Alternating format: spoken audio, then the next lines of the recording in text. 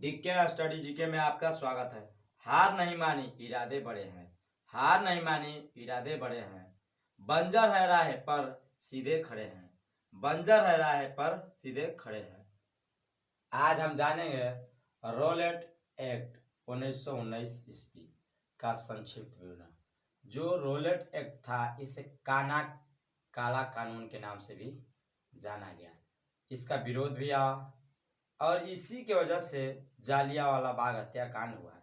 तो इसके बारे में हम लोग एकदम पॉइंट द पॉइंट जानेंगे, क्योंकि बार बार परीक्षा में रोलेट एक्ट से पूछा जाता है, हम लोग उसको पकड़ नहीं सकते हैं।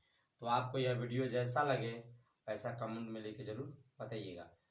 रोलेट एक्ट 1919 का पहला महत्वपूर्ण है।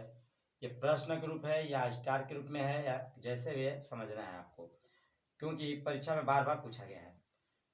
क्रांतिकारी राष्ट्रवादी भावनाओं को कुचलने के लिए सन 1918 ईस्वी में गठित सर सिडनी रोलेट समिति की सिफारिशों के आधार पर फरवरी 1919 ईस्वी में केंद्रीय विधान परिषद द्वारा एक विधेयक पारित किया गया जिसे रोलेट एक्ट के नाम से जाना गया।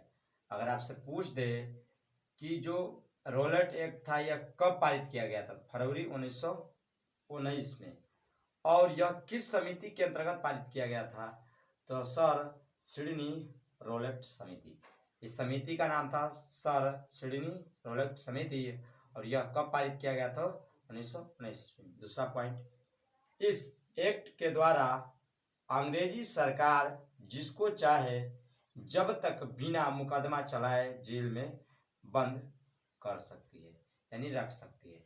इसमें यह नियम बनाया गया था कि अंग्रेज किसी भी भारतीय नेता को या राजनेता को शक के आधार पर जब चाहेगा, जहां चाहेगा, जैसे चाहेगा, बिना मुकदमा चलाए उसको क्या कर सकता है, तो गिरफ्तार कर सकता है और जेल में बंद कर सकता है। तीसरा पॉइंट, यह कानून जनता की सामान्य स्वतंत्रता पर प्रत्यक्ष कुठाराघात था। इसका मतलब ये जो था, ये क्या था, तो जो जितने भी जनता थे उनका स्वतंत्रता का मतलब कि उनकी स्वतंत्रता जो था उस पर प्रहार था, एक तरह से माने तो उनका स्वतंत्रता छीनने वाला एक कानून था।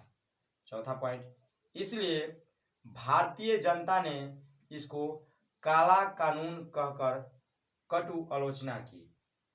जो भारतीय जनता थी उन लोगों ने इसको काला कानून कहा। किस लिए? क्योंकि ये भारतीय जनता का स्वतंत्रता को छीन रही थी। पांचवा पॉइंट, द अनाक्रिकल। क्या? द अनाक्रिकल एंड रिवॉल्यूशनरी क्या है? क्राइम एक्ट 1919 को सामान्य बोलचाला में रोलेट एक्ट कहा जाता है। जो रोलेट एक्ट था इसका पूरा नाम यानी इसका स्पष्ट नाम या सरकारी नाम क्या था? द अनाक्रिकल एंड रिवॉल्यूशनरी क्या था, तो इसका पूरा नाम था। यह कब लागू किया गया था? तो ये 1919 में लागू किया गया था और पारित कब हुआ था? तो फरवरी 1919 में। छठवां पॉइंट, रोलेट एक्ट के विरोध स्वामी श्रद्धानंद ने लगान न देने का आंदोलन चलाने का सुझाव दिया था। जब रोलेट एक्ट आया तब भारतीय नेता ने कुछ ऐसा उपाय खोज रहे थे कि ये रोलेट एक्ट खत्म हो जाए। सातवां पॉइंट, गांधी जी ने रोलेट एक्ट की आलोचना करते हुए सत्याग्रह करने का निश्चय किया। क्या? सत्याग्रह करने का निश्चय लिया एवं सत्याग्रह सभा स्थापित की। आठवां पॉइंट, 6 अप्रैल 1919 ईस्वी को गांधी जी के अनुरोध पर देश भर में हड़ताल का आयोजन हुआ।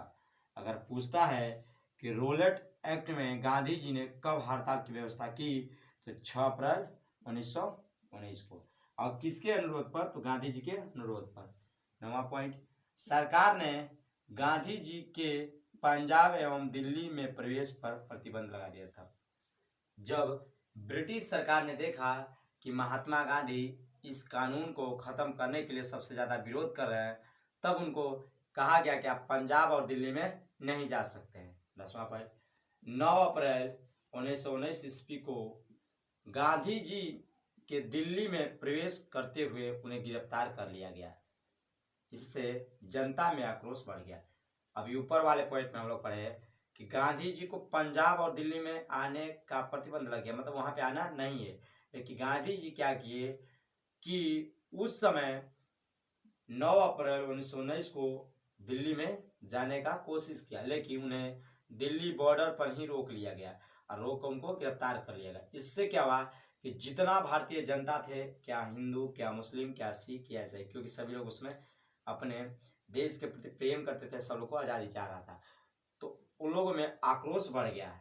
11वां पॉइंट, अतः सरकार ने गांधी जी को बम्बई लेकर जाकर रिहा कर दिया। जो महात्मा गांधी थे उन्हें गिरफ्तार कहाँ से किया गया, तो दिल्ली बॉर्डर से, लेकिन उन्हें बम्बई ले गया और ले जाकर रिहा कर दिया गया। परंतु आक्रोश कम नहीं हुआ, लेकिन जो जनता थे उन्होंने विरोध कर रहे थे रॉलेट एक्ट का, और गांधी जी भी इसका विरोध कर रहे थे, और जालियांवाला बाग की घटना घटित हो गई। आपको पता है कि जालियांवाला बाग एक हत्याकांड, एक काला दिन था, इसको भुलाया नहीं जा सकता है। अब रॉलेट एक्ट के ही विरोध में जालियांवाला बाग हत्याकांड हुआ था, तो थोड़ा सा जालियांवाला बाग हत्याकांड, अब जालियांवाला बाग हत्याकांड 1919, इसका पहला पॉइंट होगा जालियांवाला बाग का नरसंहार को मांटेगू ने निर्वाहक हत्या के नाम से इसे कृत किया।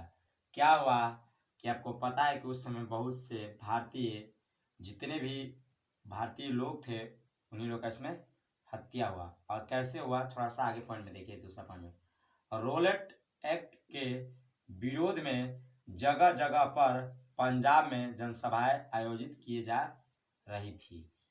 जब रॉलेट एक्ट आया था तो इसका सबसे ज़्यादा प्रभाव पंजाब और दिल्ली पे था, और पंजाब और दिल्ली में जगह जगह जनसभाएं हो रही थी।